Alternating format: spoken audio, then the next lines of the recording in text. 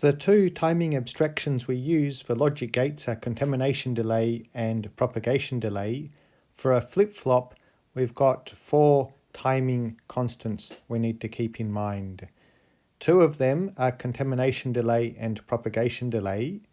Not every book calls them this. I call them contamination delay and propagation delay because they're very similar to logic gates. That's my reasoning. And the other 2, setup time and hold time, are quite standard names. So what are these 4 timing constants? Well, consider a rising edge of the clock occurring at this instance in time. We have been saying that we photograph the input at the rising edge and update the output just after the rising edge. But we can make this precise. The time it takes from when the rising edge occurred to when the output is updated is the propagation delay. Like with logic gates, this does not mean that the output simply changes immediately to the correct value. Rather, at the rising edge of the clock, there's going to be a period of time, the contamination delay, before which the output is guaranteed not to change. So, at the rising edge of the clock, we start 2 timers. When the contamination delay has been reached, that's the first time that the output might start to change.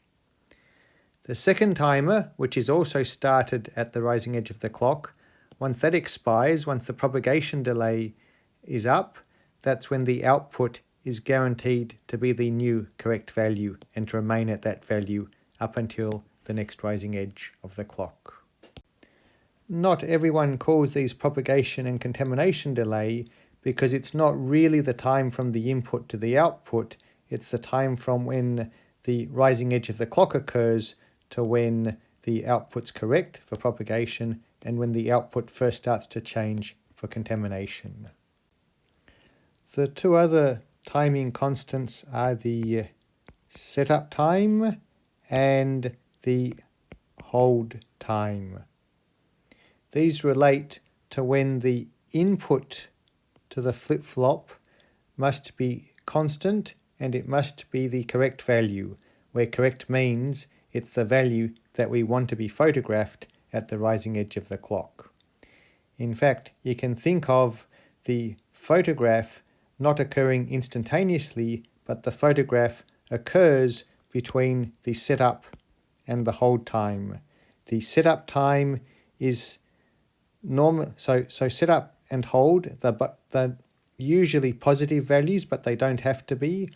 But assuming they're positive values, then the setup time refers to the time before the rising edge of the clock that the input has to be ready, and the hold time refers to the time after the rising edge of the clock where the input still needs to be correct. So for example, if the setup time is 2 nanoseconds and the hold time is 3 nanoseconds, and if the rising edge of the clock occurs at time t equals to 0 nanoseconds, then at time t equals to minus 2 nanoseconds, the input to the flip-flop needs to be the value that we want to be photographed, and it must remain at that value all the way up until t equals to 3 nanoseconds.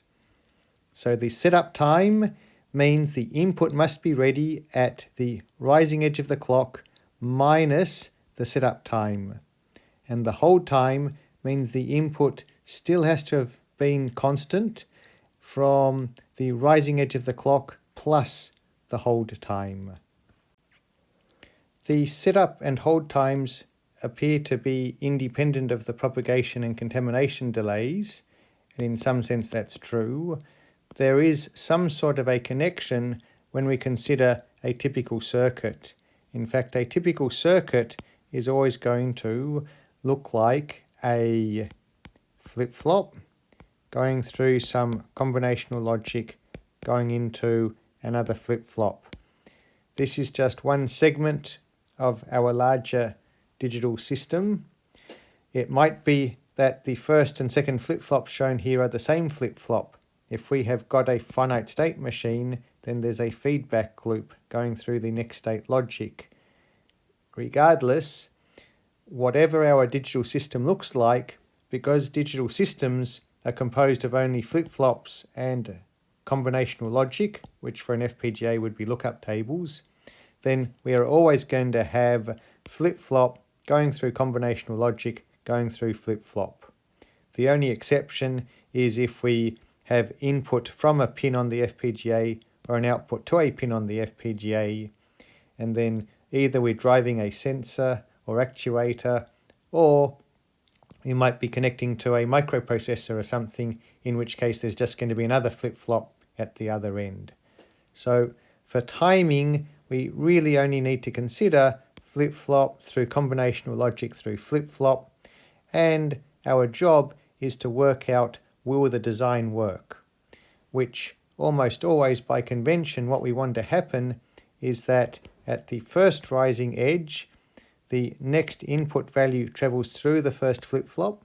It then gets processed by the combinational logic, and then we want the new value to be ready before the next rising edge of the clock, which is when it's going to be clocked into this second flip-flop.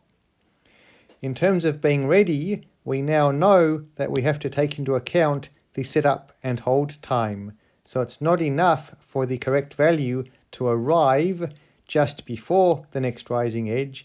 It actually has to arrive at the next rising edge of the clock minus the setup time. It needs to arrive sooner than you might expect. And it's not allowed to change until the rising edge of the clock plus the hold time. So the output here, it has to arrive early and it has to remain constant. Now, for it to remain constant, given that at this next rising edge, this flip-flop will be photographing a new input and changing its output, finally we see the usefulness of a contamination delay. At this second rising edge, this flip-flop is photographing its input. It's therefore going to be updating its output.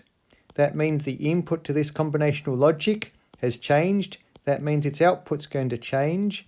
If we did not have any contamination delay, then at this second rising edge, when this flip-flop goes to photograph this value, and this flip-flop goes to photograph this value, then the new photograph that appears at the output might race through here and might upset what this flip-flop is trying to photograph during the setup the whole time over here.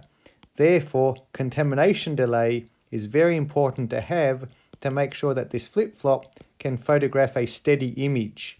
If this image changes too quickly, then we have a problem. We might get metastability. If you've understood that, then you've understood everything you need to know about timing. We'll go through some specific examples and specific cases and show you some explicit calculations, but this is the key point. Everything comes down to this concept here. There is nothing more complicated than that. To elaborate on what we've been discussing, let's first consider a single flip-flop. Here's the clock driving the flip-flop. The input we think of as a stream of numbers. At each rising edge of the clock, we photograph the next number in the stream. Here we've got the number 0 for our first number, and the number 1 for our second number, and another 0 for our third number. Now, what do we require for this circuit to work? We need to make sure that the input is correct, not just at the rising edge, but from the setup time before the rising edge to the hold time after the rising edge. Let's assume the setup time is 2 nanoseconds and the hold time is 3 nanoseconds. What does that mean? It means we come down to our rising edges. The setup time is 2 nanoseconds, so 2 nanoseconds before the rising edge, the input must be the correct value. 2 nanoseconds before the rising edge, the input must be the correct value. The hold time is 3 nanoseconds, so that means 3 nanoseconds after the rising edge, the input must still be the correct value. It must not have changed. 3 seconds after the rising edge, the input must be the same. We also require, assuming that each transition here is a new number, we can't have D changing twice before the next rising edge of the clock, because otherwise we miss the next number in our sequence. So we need to make sure that one and only one number gets clocked into our flip-flop at the rising edge, and we have to make sure that the input is constant between the setup to hold time before and after the rising edge, as we see here. That's the case for a single flip-flop. Let's now consider two flip-flops cascaded together, which is either a shift register or a double flip-flop synchronizer, depending on the application. We've got our clock here, we've got an input signal A.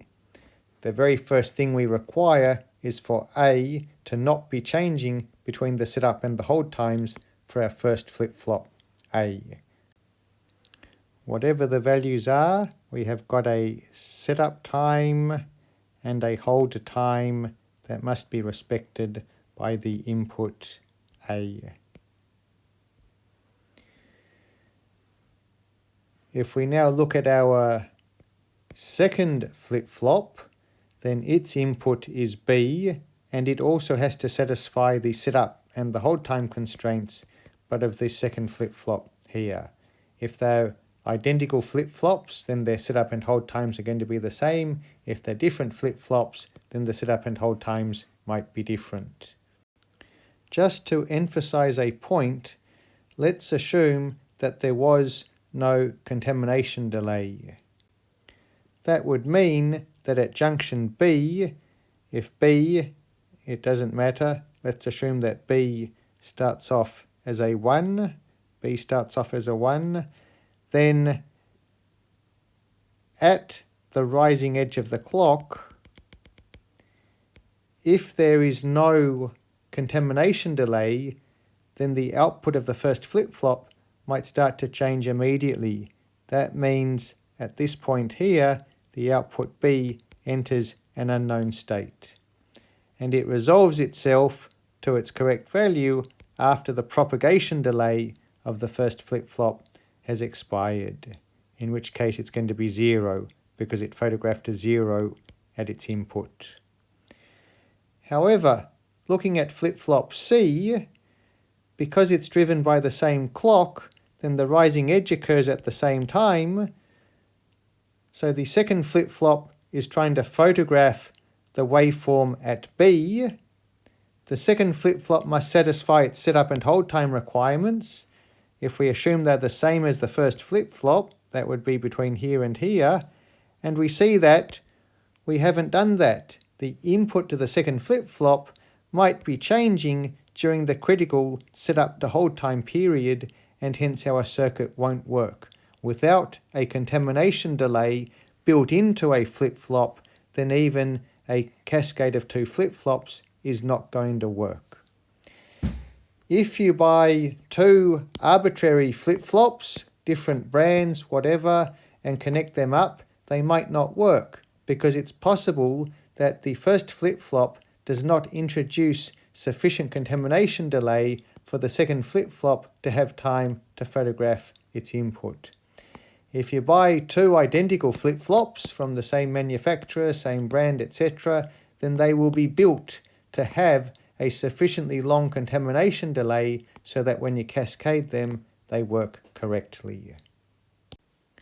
From this diagram, it should be clear that we require the contamination delay of this first flip-flop, which tells us when the output B is going to enter an unknown state.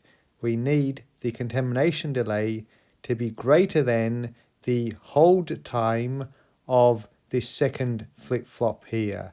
So this green line here is denoting the hold time of the second flip-flop, and it has to have been encountered before the input B starts to change. So we need this yellow region here to be on the other side of the green line. We require the contamination delay to be longer than the hold time. Note that this requirement has got nothing to do with the clock frequency. Even if our clock is very, very slow, if we do not have a contamination delay greater than the hold time, then this is not going to work. So this is one requirement. It is independent of the clock frequency, and we're going to see that there is a second requirement that does depend on the clock frequency. Let's fix this up first. When everything works, we want this situation here. At the rising edge of the clock, the first flip-flop photographs its input between the setup and the hold time around the rising edge. Due to the contamination delay, the output B does not change until this point in time here. At this point in time, the output enters a state of unknown, and after the propagation delay of the first flip-flop has expired from the rising edge of the clock, then the output B is going to be correct. We need B to transition outside these two regions denoted by the green lines. If B starts to transition within this region, this means that this flip-flop is going to try to photograph B during a period when B might be changing, which could lead to metastability and the wrong value being clocked through. If the output is still unknown by the next rising edge, then this flip-flop is not going to be photographing the next value. The next value hasn't arrived yet, it's still in an unknown state here. So we require this period of don't know to be between these two green regions. Here, for simplicity, I am assuming the setup and hold times for both flip-flops. We would need one set of green lines for A and another set of green lines for B, denoting the setup and hold times for the first flip-flop with the input A, and the setup and hold times for the second flip-flop with respect to B. In graphical returns, the first requirement is that this part of the output B must occur after the second green line here, and this part of the input B must occur before the first green line here. From this diagram, we can deduce the mathematical requirements that we need. It is important, I believe, to be able to draw this diagram, and from this diagram deduce the mathematical relationships. Simply memorizing the mathematical relationships will lead to difficulties in more complicated situations, and also will just be something needless. You have to remember when the underlying concept is what's the most important, and from the underlying concept we can derive the different consequences. For example, the requirement that this part starts after the second green line, we can deduce this relationship as follows. The second green line occurs at the rising edge, and let's normalize that to make that at time 0. So the second green line occurs at time t equals whatever the hold time is of the second flip-flop. So if we denote that by TH2 for the second flip-flop, that tells us when this second green line is. And we require the input B to the second flip-flop, which is also the output of the first flip-flop. We require B to not change before this time here. So what we require is that the hold time of the second flip-flop must be less than the contamination delay of the first flip-flop. Remember, the contamination delay is the time from when the rising edge occurs to when the output first starts to change. So this is requirement number 1 in this situation here. The second requirement is that this part of B occurs before this green line here. This occurs at time t propagation delay of the first flip-flop, because we're assuming the rising edge here occurs at time 0. So propagation delay of the first flip-flop after the rising edge is when its output becomes valid. This position here in our timing diagram is at the second rising edge minus the setup time. We need to know the clock period. If we call the clock period t, a clock period of t, then this position here is going to be t minus the setup time of the second flip-flop. And we require that the propagation delay of the first flip-flop be less than this position here. Rearranging, we get that TP1 plus TS2 is less than T. Now, if you're pedantic, you can ask, is it less than or equal to? Well, of course, in engineering, you can't have perfect timing, and you have to leave a margin for error. This is pushing the margins, so you'd need to leave a bit of margin for error, so it really doesn't matter. You may as well just put less than in there to signify that we want to leave a bit of a margin for error. This requirement that the clock period is greater than the propagation delay of the first flip-flop and the setup time of the second flip-flop gives us a lower bound on the clock period, which is an upper bound on the clock frequency. And we've been talking a lot about Fmax throughout this course without having actually explained it. Well, here we're explaining it for the first time. If you try to drive flip-flops too quickly, then the second flip-flop will be trying to photograph the output of the first flip-flop before it's actually ready. And that will mean that the design will not work.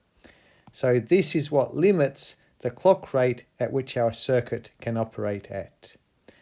This one is an inherent requirement of the flip-flops that you're using. One of the reasons why it's important to understand this diagram is that because someone can come along and add a delay here. It could be a positive delay, it could be a negative delay, meaning that the rising edge of the clock arrives at the second flip-flop at a different time to when it arrives at the first flip-flop. Now, ideally, we assume that the rising edge occurs at exactly the same time for both flip-flops. In many ways, that's the ideal situation.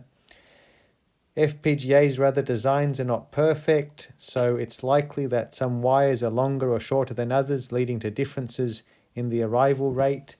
And very occasionally, you might actually want to introduce a delay into the clock just so that you can meet timing requirements, if timing requirements are very, very tight. But that's the exception, not the rule. Provided we understand the principle, then we can cope with having a delay in here. We just have to draw the diagram again, mark out the regions when the input has to be correct, and to make sure that the output of the first flip-flop only is in its unknown state between the two green lines here. We just need to have two different clocks up here, and to make sure that we're drawing the green lines with respect to the correct clocks each time. The next case to consider is the general case, well, except for a possible delay in the clock line here, where we've got a flip-flop, combinational logic, and another flip-flop. And remember, in a finite state machine, these two flip-flops might be one and the same flip-flop. It doesn't matter. The same principle applies to working out whether this pipeline segment is going to work or not. Here's our clock. We've got two flip-flops. They both have setup and hold time requirements. For this exercise here, we just assume that the input A changes at the right time, so there's no problem, and we're interested in the requirements as we go through here for this segment to work. as for the input A being correct, well, prior to A, there's probably going to be another flip-flop, more combinational logic, and by analyzing that pipeline segment, we can make sure that the input A here is correct. So this principle we're discussing, we just apply it to all parts of our digital design, and if in all places we've got such a segment, if timing requirements are met, then the whole design is going to work. From what we just said, all we care about is what the junction C is doing, and to work out what C is doing, we need to know what B is doing first. Hence we're going to draw the timing diagrams for B and C. B is initially in some state, it doesn't matter. At the rising edge of the clock, we start two counters. The first one is the contamination delay. When it expires, we enter a period of unknown, and after the second timer has expired, we have got a correct output for B.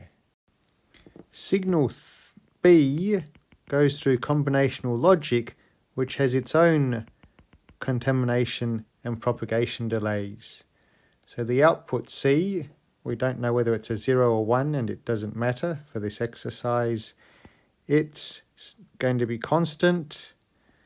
Its input, the input to the combinational logic, starts to change at this dotted line here. That means that there's going to be a period determined by the contamination delay of the combinational logic before when the combinational logic starts to change. Let's assume it starts to change here based on the contamination delay of the combinational logic. So we enter a period of C being unknown. When does C become valid again? Well, we have this time point when the input to the combinational logic becomes valid again. That's when we start our stopwatch, and then we measure out a period corresponding to the propagation delay of the combinational logic. At this point, the output C is going to be correct again.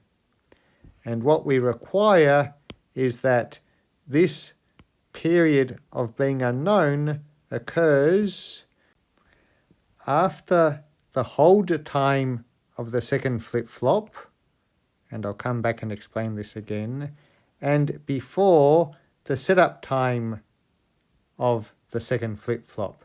Remember, the setup and the hold times are with respect to when the rising edge of the clock occurs.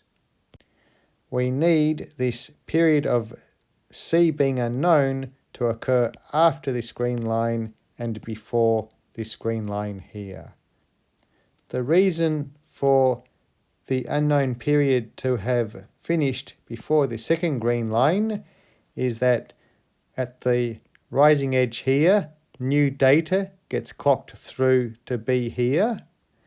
Before the next rising edge, we need this new data to have been processed by the combinational logic and be ready to be photographed by the second flip-flop here. So this is when the data has been processed by the combinational logic, and that must occur before the setup time, before the next rising edge here. So this edge must be before this edge here, so to speak. The requirement that this edge occur after this green line here is to prevent the following from occurring. Let's assume at this rising edge that this flip-flop photographs A and quickly sends it out to B. Because B has changed, it will induce C to change. But if C changes, so this is the rising edge, the second flip-flop is going to photograph C between the setup time to the hold time requirements. If C changes within this period, then this flip-flop will be photographing a moving object, and we're going to get metastability or the wrong value clock through, etc. So we require C to be constant during this period between the, well, technically from the setup time all the way to the hold time for this rising edge here. The setup time is being looked after by this constraint over here. This is periodic. We can repeat this every clock cycle. The same diagram is going to be drawn. So it's periodic. Basically, we have a setup time and a hold time requirement here. Rather than look at both of them for a single rising edge of the clock, it makes it easier to draw the diagram to look at the hold time for the first rising edge and the setup time for the second rising edge. But to emphasize, this diagram is periodic. You can keep drawing it for many periods. The constraint must be true for every single period, but by symmetry, if it's true for one period, it's true for every period. Like before, we end up with two constraints. For the signal at C, it can only change after the hold time has expired for one rising edge, and it has to finish changing before the setup time for the next rising edge. Provided this is true, this design will work. We've got two constraints, and like before, the first constraint does not depend on the clock frequency. The second constraint does depend on the clock frequency.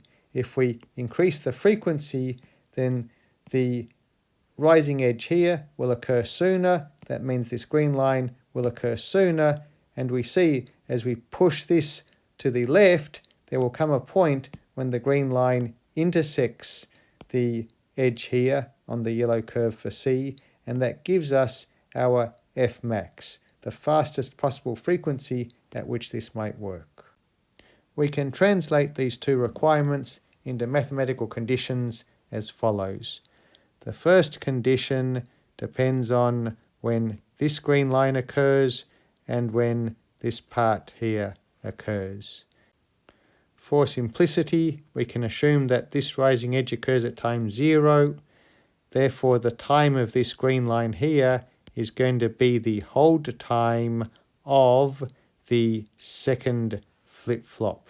That's the one we care about because we're looking at its input C here. When C first starts to change depends on when B first starts to change. B first starts to change at the contamination delay of the first flip-flop because the rising edge occurs at time 0.